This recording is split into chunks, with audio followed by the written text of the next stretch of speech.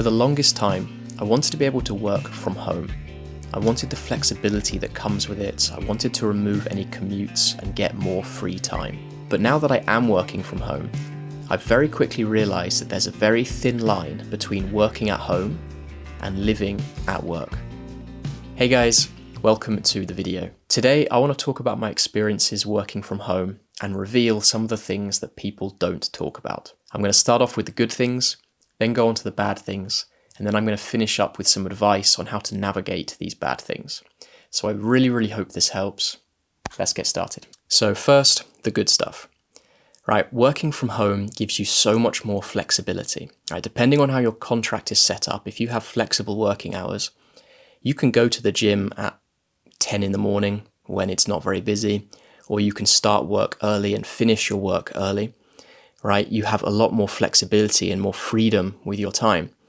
But even if your contract is not set up like that, if you still have to do a 9 to 5 shift, then you're still going to be saving a lot of time because you're not having to do that commute to and from work each day.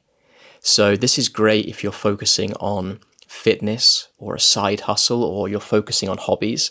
You have this extra time during the day to focus on these because you don't have to do so much traveling. A bit of a weird one, but working from home can make you feel a bit like a boss, right? Because you're at your desk, you're doing conference calls with your colleagues, you're sorting out projects from the comfort of your own home. It makes you feel a little bit like an entrepreneur, a little bit like a boss, or at least that's how it makes me feel. So that's a positive side. And also working from home can also help with anxiety. Like if you suffer from social anxiety, the idea of having those awkward coffee machine chats in the morning is something that really sets you off, then you don't need to deal with that if you're working from home. You don't have to deal with all the office drama and all that sort of stuff.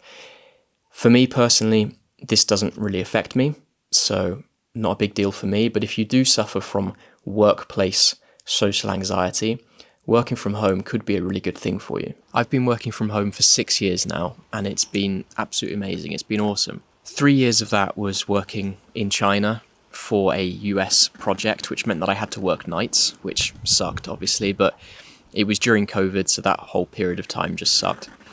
And then the last 3 years have been back in the UK. It's been great.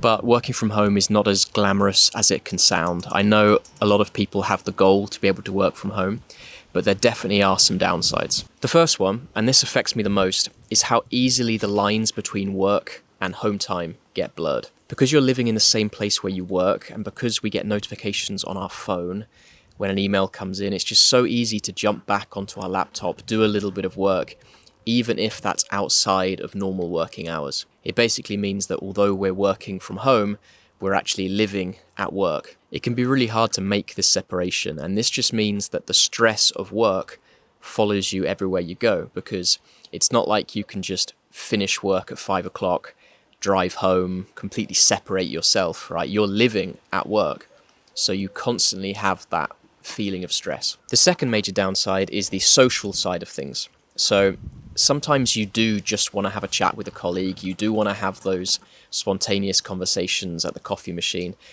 It builds those relationships. It can actually help with career progression as well, and you don't have that when you're working from home. Sure, you can make an effort. You can set up lunchtime meetings, or you can have evening pizza meetings and things with colleagues if you've got like a big project you need to get through. But it's not something that happens naturally. You actually have to work for that.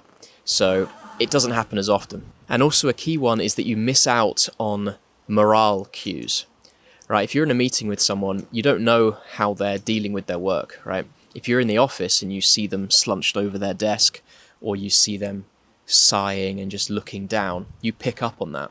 You don't pick up on that if you're working remotely, and therefore you can miss some pretty important stuff. So what's my advice here? Well, firstly, if you're thinking about working from home, absolutely go for it. It can be absolutely amazing. If that's something you're looking for, it's probably the right thing for you. But I would highly recommend that you have a clear divide between your work time and your home time. The easiest way to do this is to work somewhere different, right? Work in a separate room. So don't work at your kitchen table, don't work in your living room or in your bedroom. Set yourself up a little desk somewhere and create that separation so that you can mentally check in and check out of work when you have to. Also, work really hard on protecting your time. So something I do is I actually block out time in my calendar for my free time. And this may sound silly, but it means that my colleagues can't set up a meeting when I should be having my free time.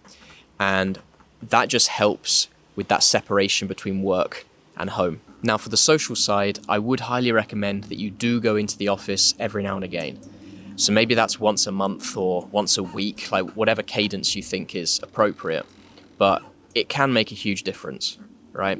And you can actually set up things. So if you know that you're going to be in the office on Friday, you can talk with your colleagues and be like, I'm going to be in the office, let's have lunch on Friday. All right, so you can schedule stuff to get as much done on that day that you do go to the office. Like at the moment, I work for a Finnish-German company. So I try and go to the Finland office twice a year and to the German office 4 times a year. And whenever I go there, one, I get through a ton of work. But on the social side of things, I really feel like I become closer with the team. And that is super helpful. So those are my suggestions. That's all I've got for you today. I hope that's helpful. As I say, if you're thinking of working remotely, absolutely go for it. It can be incredible. And I think the positives massively outweigh the negatives. And hopefully the advice I've given you helps you navigate the negatives. Thank you for watching. Have a great day. And I will see you in the next video.